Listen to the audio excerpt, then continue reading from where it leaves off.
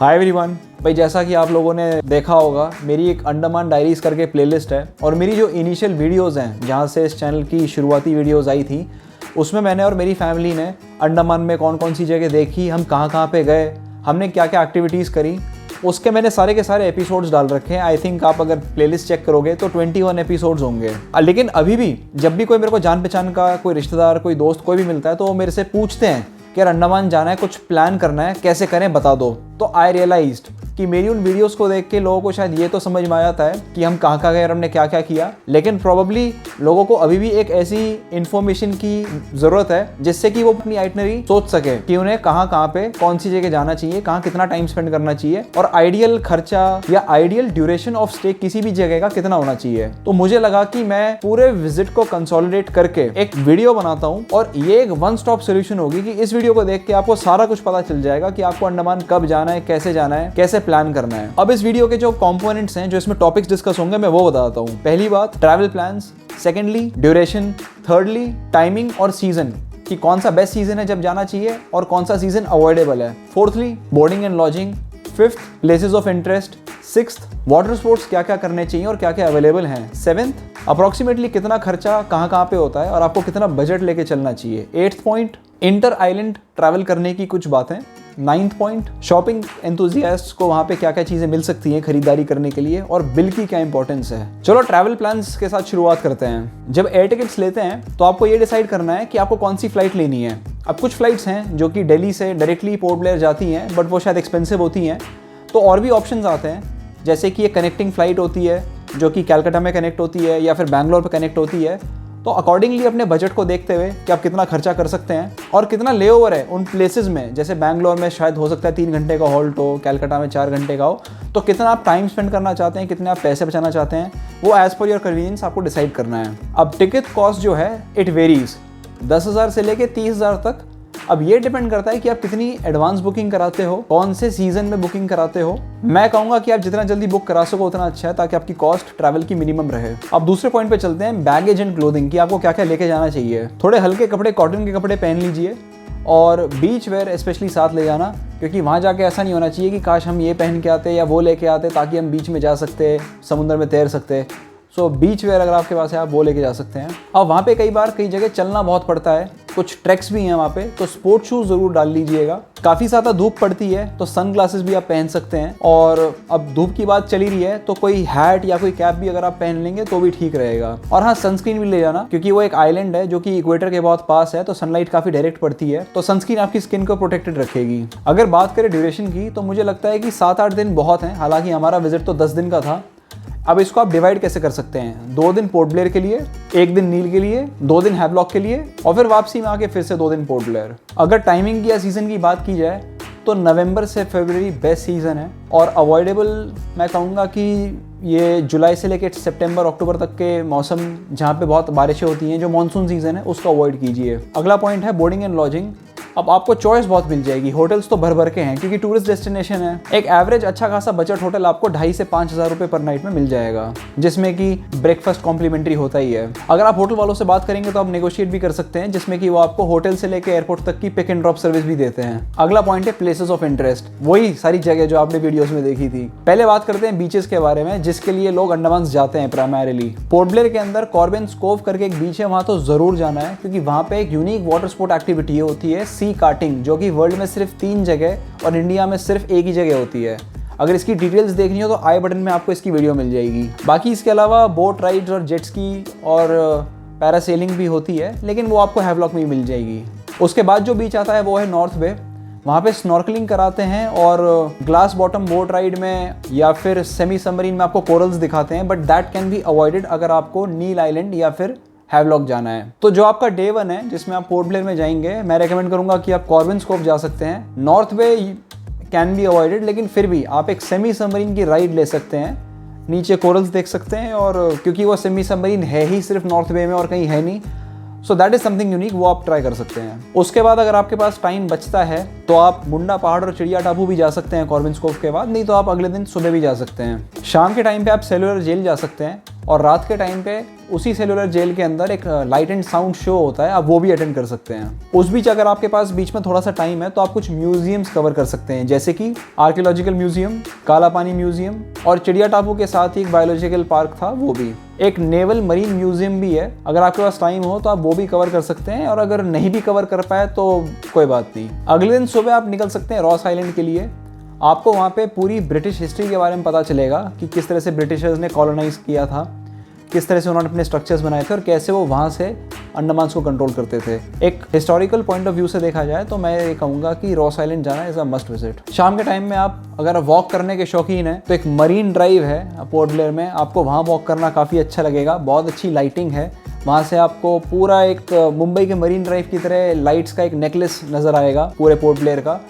और एक बहुत हिस्टोरिकल पॉइंट है फ्लैग पॉइंट, जहाँ पे कि 1943 में सुभाष चंद्र बोस जी ने इंडिया का पहला झंडा लहराया था, तो वो पॉइंट भी आप विजिट कर सकते हैं। अब 2 दिन पोर्ट ब्लेयर में हो गए हैं तो डे 3 पे आप सीधा नील आइलैंड के लिए निकल सकते हैं। अब जितने भी आइलैंड्स हैं जो कि टूरिस्ट के लिए एक्सेसिबल हैं, उसमें से नील आइलैंड का पानी सबसे क्लियर और सबसे साफ है। हालांकि हैवलॉक का भी अच्छा है, बट कहते हैं कि नील का थोड़ा बेटर है, और मुझे भी थोड़ा सा मार्जिनल डिफरेंस लगा। भीड़ भी कम है नील में, तो मैं रेकमेंड करूंगा कि स्कूबा डाइविंग ज़रूर कीजिएगा नील में। वैसे तो आप स्नॉर्कलिंग और ग्लास बॉटम बोट राइड भी कर सकते हैं, बट मुझे ऐसा लगता है कि जिस इंसान ने स्कूबा डाइविंग कर ली, जो पानी के अंदर 20 फुट 30 फुट नीचे जा चुका है और पूरे कोरल्स को और पूरी मरीन लाइफ को अपनी आंखों के सामने देख चुका है, अगर वो ग्लास बॉटम बोट राइड और स्नॉर्कलिंग ना भी करे तो कोई बात नहीं।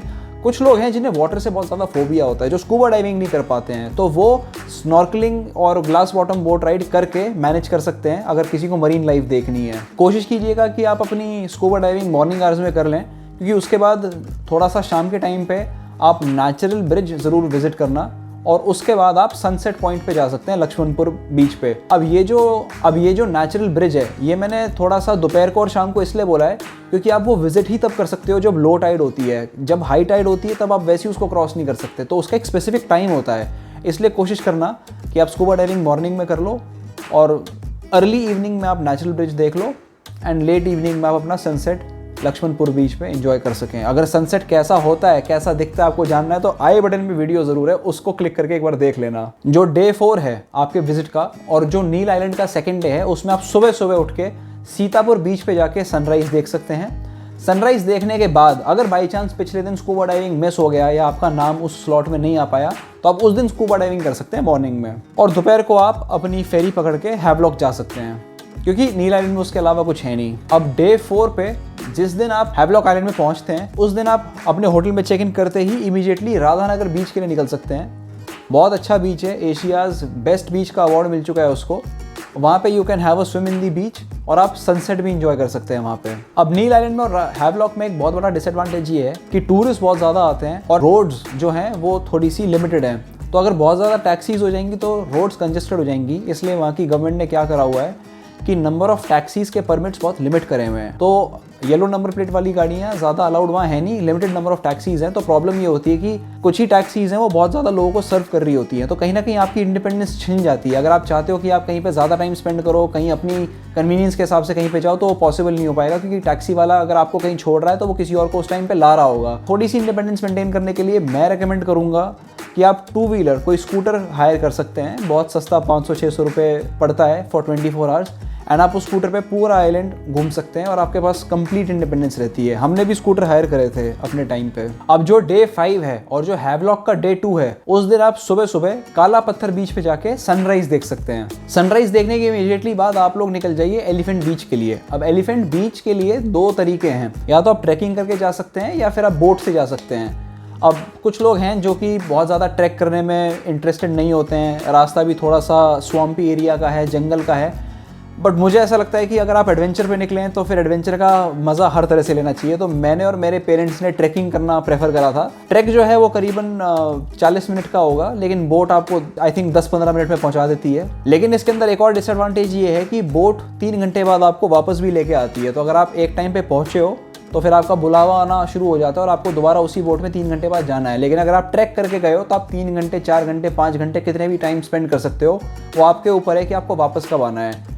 लेकिन मुझे ऐसा लगता है कि एलिफेंट बीच के लिए 3 घंटे बहुत हैं। अदरवाइज बीच 3 बजे वैसे ही बंद हो जाता है। अब अगर मैं एलिफेंट बीच की बात करूं, so this is a complete paradise for all those people who love water sports. यहाँ पे एक सी कार्टिंग जो कि एक्सक्लूसिवली सिर्फ कॉर्बिन्स कोव में होती है, उसके अलावा सारे वाटर स्पोर्ट्स होते हैं। एक स्कूबा डाइविंग जरूर है, वो हैवलॉक में किसी दूसरी जगह पे होती है, एलिफेंट बीच पे नहीं होती, बट अदरवाइज पैरासेलिंग यहाँ पे होती है जो कि आपको जरूर करनी चाहिए। स्नॉर्कलिंग होती है। अच्छा, स्नॉर्कलिंग जो लोग बोट से आते हैं उनके लिए कॉम्प्लीमेंट्री है, फ्री में होती है। हर तरह की बोट राइड होती है, जेट स्की होती है और सी वॉक भी होती है। अब सी वॉक भी मुझे ऐसा लगता है कि जिस इंसान ने स्कूबा डाइविंग कर ली है वो सी वॉक ना भी करे तो कोई फर्क नहीं पड़ता। ऑन एन एवरेज हर एक बोट राइड 600 रुपये की पड़ती है। बाकी डिटेल्स अगर आपको देखनी है सारे वाटर स्पोर्ट्स की, मैंने सब कुछ बहुत डिटेल में कवर किया हुआ है इस एक एपिसोड में, जो कि आपको आई बटन में मिल जाएगा। अब एलिफेंट बीच से फ्री होने के बाद अगर बाई चांस सुबह आप टाइम पे जल्दी नहीं उठ पाए, आप काला पत्थर नहीं जा पाए, तो आप काला पत्थर जा सकते हैं। अदरवाइज आप चाहो तो दोबारा राधानगर बीच जा सकते हैं। मैं और मेरे पेरेंट्स 2 बार राधानगर बीच गए थे। क्या करें, समुद्र में तैरने से पेट नहीं भरा हमारा।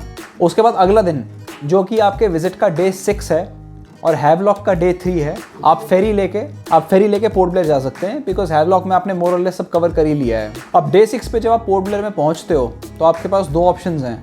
अगर आपने सिर्फ 1 हफ्ते का विजिट प्लान किया हुआ है तो डे 6 पे आप पोर्ट ब्लेयर में आके लोकल मार्केट्स में जा सकते हैं, अपनी शॉपिंग वगैरह कर सकते हैं और अगले दिन डे 7 में फ्लाइट पकड़ के जा सकते हैं। लेकिन अगर आपका प्लान थोड़ा सा लंबा है, जैसे कि अगर 8 दिन का है, तो अगले दिन यानी कि डे 7 पे आप सुबह सुबह 12 टांग के लिए निकल सकते हैं। अब ये जो 12 टांग का विजिट है ये थोड़ा सा टायरिंग है, बिकॉज इसके अंदर 110 किलोमीटर की ड्राइव है, वो भी 1 वे, और आपको सुबह सुबह अर्ली इन द मॉर्निंग 4:30 बजे निकलना पड़ेगा। वहाँ पे ज़्यादा खाने पीने की फैसिलिटीज़ नहीं है, तो मैं रेकमेंड करूंगा कि अगर आप सुबह सुबह निकल रहे हैं तो आप होटल वालों के साथ टाई अप करके अपना खाना पैक करा के और पानी की बोतल लेके साथ लेके जाइएगा। अब 12 टांग में आपको क्या क्या देखने को मिलेगा? देखो, 12 टांग के अंदर आपको लाइमस्टोन केव्स घुमाई जाएंगी, और लाइमस्टोन केव तक जाने के लिए जो आपकी बोट राइड है वो भी एक अपने आप में एक अलग ब्यूटीफुल नज़ारा है। आपको पूरे मैंग्रोव्स दिखाए जाएंगे। आप मैंग्रोव की क्रीक के अंदर बोट में जाओगे, जो कि ये चीज़ें आपको कहीं और एक्सपीरियंस करने को नहीं मिलेगी। और अगर आपके पास टाइम और हिम्मत बची हुई है तो आप मड वॉल्केनो भी जाके विजिट कर सकते हैं। हमने नहीं करी, बिकॉज जितने भी लोग वहाँ के लोकल हैं, जो नेटिव्स हैं, उन्होंने कहा था कि मड वॉल्केनो इतनी कोई खास बड़ी चीज़ नहीं है, अगर आप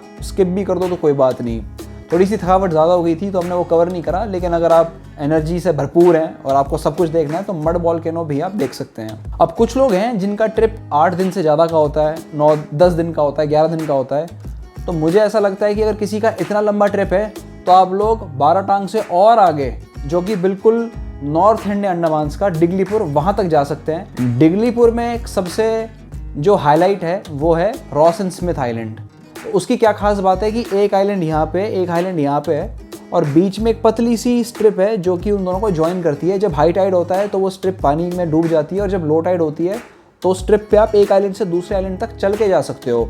तो आपको एक ऐसा नज़ारा दिखाई देता है कि सामने एक आइलैंड है, पीछे एक आइलैंड है, चारों तरफ समुंदर है, और आप पतले से पाथवे पे चल के जा रहे हो। तो ये भी अपने आप में एक एक्सपीरियंस है। बट डिगलीपुर जाने के लिए बहुत लंबी ड्राइव है, करीबन 300-325 किलोमीटर की ड्राइव है, और आई थिंक रास्ता भी बहुत ख़राब है, तो 9-10 घंटे लग जाते हैं गाड़ी से वहाँ तक पहुँचने में। तो ये बहुत ज़्यादा टायरिंग है, लेकिन अगर आपको एडवेंचर चाहिए और आपको हर जगह एक्सप्लोर करनी है तो आप ये ज़रूर ट्राई कर सकते हैं। वैसे हेलीकॉप्टर सर्विस और क्रूज़ सर्विस भी थी कि आप एक वेसल से जा सकते हो, बट अभी फ़िलहाल वो बंद थी। हेलीकॉप्टर सर्विस जो है वो सिर्फ मेडिकल इमरजेंसीज़ के लिए यूज़ होती है, उसकी फ्रीक्वेंसी काफ़ी कम कर दी है। और जो क्रूज़ शिप या जो वेसल्स थी, जो यॉट थी, जो लेके जाती थी वहाँ तक, वो उनकी सर्विस भी अभी फ़िलहाल बंद है। अगर उनकी सर्विस अवेलेबल होती तो ओवरनाइट आप जा सकते हो, रात को जाओ, सो जाओ, और सुबह सुबह वो आपको दिगलीपुर पहुंचा दिया करते थे।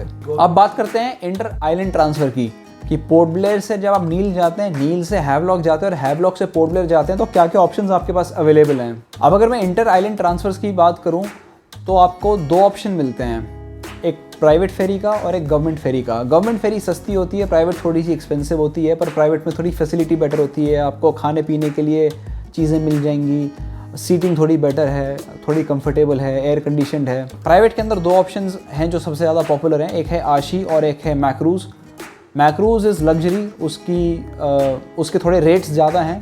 आशी के अंदर इकोनॉमी भी है और लग्जरी भी है, दोनों ऑप्शंस अवेलेबल हैं। हम लोग आशी में गए थे, और आपको अगर हमारा एक्सपीरियंस देखना हो तो आप आई बटन पे वीडियो पे देख सकते हैं। अब बात करते हैं सबसे इंपॉर्टेंट फैक्टर की कि एक्सपेंडिचर कितना होगा, हमें कितना बजट लेके चलना चाहिए, कितना खर्चा होगा। देखो बहुत सारे लोग हैं जो कि कभी कोई ट्रिप ही प्लान नहीं करते इस चक्कर में कि पता नहीं कितने पैसे खर्च हो जाएंगे। तो हमारा ट्रिप काफ़ी किफ़ायती था, मैं उसकी डिटेल्स आपको दे देता हूँ। पहली बात है एयर टिकट्स की, तो यार वो तो देखो आपके ऊपर ही डिपेंड करता है कि आप कितनी जल्दी बुक कराते हो, पर मान के चलो कि 10 से 12 हज़ार वन वे पर पर्सन तो होगा ही होगा, उससे कम तो नहीं होगा। अगर मैं होटल्स की बात करूँ तो 3-4 हज़ार में ठीक ठाक होटल मिल जाता है। चलो आप 4 हज़ार भी लगा लो, तो अगर आप एक हफ्ते का प्लान कर रहे हो तो 28-30 हज़ार का खर्चा आप मान के चलो। उसके बाद नेक्स्ट जो खर्चा आता है वो है आपका लोकल ट्रैवल, जैसे कि टैक्सी हो गई या फिर जो स्कूटर हो गए, ये सब हो गए। ये मान के चलो कि अगर आपको विद इन द आइलैंड घूमना है तो 2000 रुपये पर डे तो आपके लग ही जाएंगे। और अगर आपको 12 टांग जाना है तो वो बहुत दूर है, उसके 5000 रुपये का खर्चा है। अगर वाटर स्पोर्ट्स की बात की जाए तो वाटर स्पोर्ट्स के सारे चार्जेस मैंने आई बटन पे जो वीडियो थी उसके ऊपर दे रखी हैं सारी डिटेल्स, लेकिन फिर भी मैं दोबारा सब कुछ बता देता हूँ। सी कार्टिंग है 3500 रुपये पर हेड, पैरासेलिंग आई थिंक 3200 पर हेड, बाकी सारी राइड्स 600 रुपये पर हेड, और स्कूबा डाइविंग 4500 रुपये पर हेड, सी वॉक भी 4-4.5 रुपये पर हेड मान के चलिए।